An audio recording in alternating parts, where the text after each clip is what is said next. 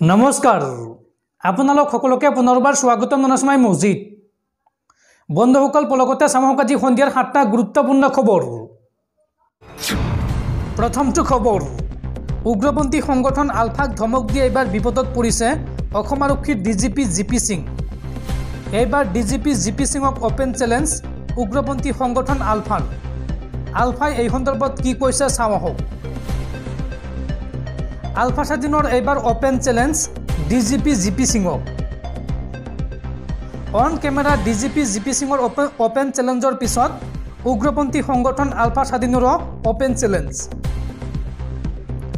GP সিঙক এই সন্দৰ্ভত দুটা চৰ্ত বান্ধি দিলে উগ্ৰপন্থী সংগঠন আলফা স্বাধীনে। প্ৰথম চৰ্ত, নিজৰ গাড়ী চালকৰ পৰা নিৰাপত্তাৰক্ষীলৈকে সকলো থলগুৰি আৰক্ষী বিষয়া আৰু কনিষ্টেবলক প্ৰথমে আঁতৰ কৰক আৰু তাৰ ঠাইত নিয়োগ কৰক CRPF বা ভাৰতীয় সেনাক। আৰু দ্বিতীয় চৰ্ত, মাত্ৰ এসপ্তাহ গুৱাহাটীত মুকলিকৈ টহল দি দেখুৱাওক ডিজিপি জিপি সিঙে। উলুৰ লগত বগৰী পৰা কাৰ্যৰ পৰা বিৰত থাকিবলৈ ডিজিপি জিপি সিঙক সকিয়নি উগ্ৰপন্থী সংগঠন আলফাৰ। যদি সাহস আছে তেন্তে আমাৰ প্ৰত্যাহ্বান মানি লওক ডিজিপি জিপি সিঙে, এই মন্তব্য কৰিছে আলফাই। এক প্ৰেছ বিজ্ঞপ্তিৰ জৰিয়তে এই হুংকাৰ আলফা স্বাধীনৰ। উল্লেখযোগ্য যে কালিৰ দিনটোত অসম আৰক্ষীৰ ডিজিপি জিপি সিঙে আলফাক উদ্দেশ্যি কৈছিল যে যদি দম আছে তেন্তে মোক টাৰ্গেট কৰক। কালিৰ দিনটোত নিজৰ কাৰ্যালয় আৰু বাসগৃহৰ ঠিকনাও দিছিল ডিজিপি জিপি সিঙে আৰু তাৰ পিছতে সেই প্ৰত্যাহ্বান গ্ৰহণ কৰিছে আলফাই আৰু আজিৰ দিনটোত এক প্ৰেছ বিজ্ঞপ্তি জাৰি কৰিছে উগ্ৰপন্থী সংগঠনটোৱে। পৰৱৰ্তী খবৰ, ৰাজ্য চলাবলৈ ধন নাই হিমন্ত চৰকাৰৰ। আকৌ 500 কোটি টকাৰ ঋণ ল'ব হিমন্ত বিশ্ব শৰ্মাৰ চৰকাৰে। এইবাৰ বন্ধ কৰি দি ৰাজ্য চৰকাৰে ল'ব 500 কোটি টকাৰ ঋণ। উল্লেখযোগ্য যে বিগত 12 ডিচেম্বৰত 1000 কোটি টকাৰ ঋণ লৈছিল ৰাজ্য চৰকাৰে আৰু এইবাৰ পুনৰ ল'ব 500 কোটি টকাৰ ঋণ। বিজেপি মিত্ৰজোঁট চৰকাৰৰ 7.5 বছৰীয়া কাৰ্যকালত এই ঋণৰ পৰিমাণ হ'লগৈ 1.5 লাখ কোটি টকা। পৰৱৰ্তী খবৰ, সাৱধান, পুনৰ আহি আছে দুটাকৈ ঘূৰ্ণী বতাহ। চুবুৰীয়া ৰাষ্ট্ৰ বাংলাদেশৰ লগতে অসমত প্ৰভাৱ পেলাব এই ঘূৰ্ণী বতাহে, যাৰ পৰিপ্ৰেক্ষিতত নামিব প্ৰচণ্ড শীত।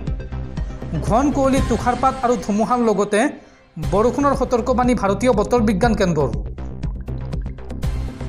পুনৰ আহি আছে দুটাকৈ ঘূৰ্ণী বতাহ। এই সন্দৰ্ভত IMDয়ে জাৰি কৰিছে সতৰ্কবাণী। দেশৰ ভিন্ন প্ৰান্তত প্ৰভাৱ পেলাব এই ঘূৰ্ণী বতাহে। আৰৱ সাগৰৰ লগতে বংগোপসাগৰত সৃষ্টি হৈছে ঘূৰ্ণী বতাহৰ প্ৰৱাহ। আজি দেশৰ ভিন্ন প্ৰান্তত প্ৰভাৱ পেলাব বতৰে। উত্তৰ পূব আৰু উত্তৰ ভাৰতত নামিব প্ৰচণ্ড শীত আৰু আগন্তুক 5 দিনলৈ বতৰ বিজ্ঞান কেন্দ্ৰই সতৰ্কতা জাৰি কৰিছে। চুবুৰীয়া ৰাষ্ট্ৰ বাংলাদেশৰ লগতে অসমত প্ৰভাৱ পেলাব এই ঘূৰ্ণী বতাহে। ঘন কুঁৱলী, তুষাৰপাত, ধুমুহাৰ লগতে বৰষুণৰ সতৰ্কবাণী ভাৰতীয় বতৰ বিজ্ঞান কেন্দ্ৰৰ। বন্ধুসকল, তাৰপিছত 4 নম্বৰ খবৰটো জনোৱাৰ আগতে আপোনালৈ এটা সৰু ৰিকুৱেষ্ট, যদি তেওঁলোকে এইটো ভিডিঅ'ত লাইক কৰা নাই তেন্তে প্লিজ এটা লাইক কৰি দিয়ক আৰু এনেকুৱা ধৰণৰ নতুন নতুন ভিডিঅ' পাবলৈ চেনেলটো ছাবস্ক্ৰাইব কৰি কাষত থকা বেল আইকনটো প্ৰেছ কৰি ৰাখক। পৰৱৰ্তী খবৰ, SBIৰ গ্ৰাহকলৈ জৰুৰী খবৰ। ভাৰতীয় ষ্টেট বেংকে এক বৃহৎ ঘোষণা কৰিছে। বৃদ্ধি পাব কাৰ লোন আৰু হোম লোনৰ সুদৰ হাৰ। এইবাৰ সুদৰ হাৰ বৃদ্ধিৰ সিদ্ধান্ত গ্ৰহণ কৰিছে ভাৰতৰ সৰ্ববৃহৎ পাব্লিক ছেক্টৰৰ বেংক SBI অৰ্থাৎ ভাৰতীয় ষ্টেট বেংকে। পৰৱৰ্তী খবৰ, ইজৰাইল পেলেষ্টাইনৰ যুদ্ধৰ মাজতে চৰ্চাত আন এক খবৰ। এইবাৰ ভাৰতৰ পৰা 10,000 শ্ৰমিকক ইজৰাইললৈ পঠিয়াব চৰকাৰে আৰু ইজৰাইলত প্ৰতি মাহে 1,35,000 টকা দৰমহা পাব ভাৰতীয় শ্ৰমিকে। ভাৰতৰ 10,000 শ্ৰমিকক ইজৰাইললৈ পঠিয়াব চৰকাৰে। 10,000 যুৱ কৰ্মচাৰী আৰু শ্ৰমিকক ইজৰাইলত কাম কৰিবলৈ প্ৰেৰণ কৰাৰ প্ৰস্তুতি চৰকাৰৰ। ইজৰাইলত কাম কৰিবলৈ এইবাৰ ভাৰতত বিজ্ঞাপন জাৰি কৰিছে হাৰিয়ানা চৰকাৰে। কাৰিকৰী কৌশলেৰে পৰিপুষ্ট ভাৰতীয় শ্ৰমিকৰ বাবে বিজ্ঞাপন হাৰিয়ানা চৰকাৰৰ। আবেদনৰ বাবে বয়সৰ সীমা হৈছে 25ৰ পৰা 54 বছৰ আৰু প্ৰতি মাহে 1,35,000 টকাৰ দৰমহা লাভ কৰিব শ্ৰমিক তথা কৰ্মচাৰীসকলে। 10ম শ্ৰেণী উত্তীৰ্ণসকলে আবেদন কৰিব পাৰিব। হাৰিয়ানাৰ কৌশল ৰোজগাৰ নিগমে জাৰি কৰিছে এই বিজ্ঞাপন। ঘৰ, অফিচ, উদ্যোগ নিৰ্মাণৰ অনুভৱ থকা ভাৰতীয় শ্ৰমিকৰ প্ৰয়োজন হৈছে ইজৰাইলক। হামাছৰ বিৰুদ্ধে যুদ্ধ চলি থকাৰ বাবে ইজৰাইলত অভাৱ ঘটিছে হাজাৰ হাজাৰ শ্ৰমিকৰ। উল্লেখযোগ্য যে হামাছ ইজৰাইলৰ যুদ্ধৰ বাবে 90,000 পেলেষ্টাইনী শ্ৰমিকৰ ৱাৰ্ক পাৰমিট নিষিদ্ধ কৰিছিল ইজৰাইলে আৰু তাৰ পিছতে এতিয়া শ্ৰমিকৰ অভাৱ ঘটিছে ইজৰাইলত, যাৰ বাবে এতিয়া ভাৰতৰ পৰা 10,000 শ্ৰমিক পঠিয়াব ইজৰাইললৈ। পৰৱৰ্তী খবৰ, সুৰা আৰু গুটকাৰ বিজ্ঞাপনৰ বাবে দিয়া 10 কোটি টকাৰ অফাৰ নাকচ অভিনেতা আল্লু অৰ্জুনৰ। অক্ষয় কুমাৰ, শ্বাহৰুখ খান, অজয় দেৱগনলৈ আদালতৰ চমন জাৰিৰ পাছতেই এইবাৰ চৰ্চাত দক্ষিণৰ অভিনেতাজনৰ এই খবৰ।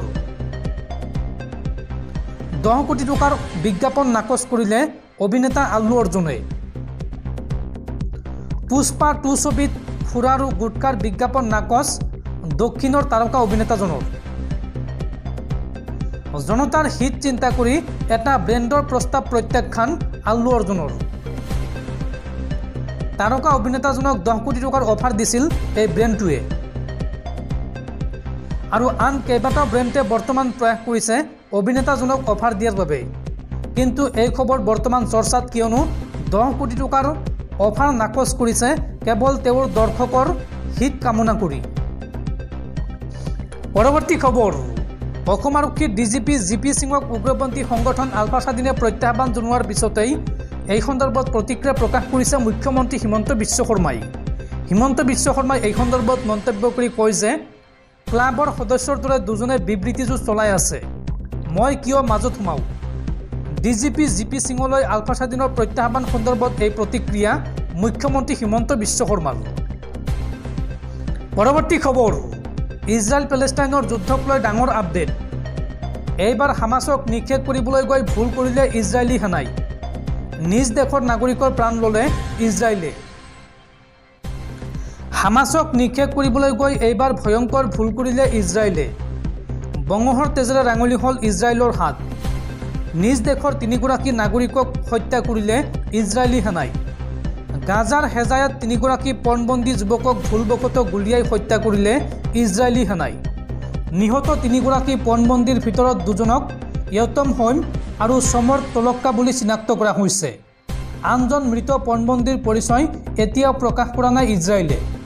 উল্লেখযোগ্য যে যোৱা 7 অক্টোবৰত পণবন্দী যুৱককেইজনক অপহৰণ কৰি নিছিল হামাছে। ইজৰাইলী সেনাৰ প্ৰবক্তা ডেনিয়েল হগাৰীয়ে এই সন্দৰ্ভত কয় যে ভুলবশতঃ পণবন্দী কেইজনৰ ওপৰত গুলীবৰ্ষণ কৰে সেনাই আৰু এই মৰ্মান্তিকৰ ঘটনাৰ দায়িত্ব স্বীকাৰ কৰিছে IDF-এ। লগতে হগাৰীয়ে কয় যে এই অঞ্চলতে ইজৰাইলী সেনাই কেইবাটাও সন্ত্ৰাসবাদীক নিধন কৰিবলৈ সক্ষম হৈছে। ইয়াৰ ভিতৰত আত্মঘাতী বোমাৰো আছিল। বন্দীসকলে কেনেকৈ হামাছৰ বন্দীত্বৰ পৰা পলাই যাবলৈ সক্ষম হৈছিল বুলি সোধাত হাগাৰীয়ে কয় যে 3জন হয়তো পলাই গৈছিল নাইবা তেওঁলোকক হামাছে মুকলি কৰি দিছিল আৰু গুলীচালনাৰ পিছৰ অনুসন্ধানতহে মৃত যুৱককেইজনৰ পৰিচয় উদ্ধাৰ কৰা হৈছিল।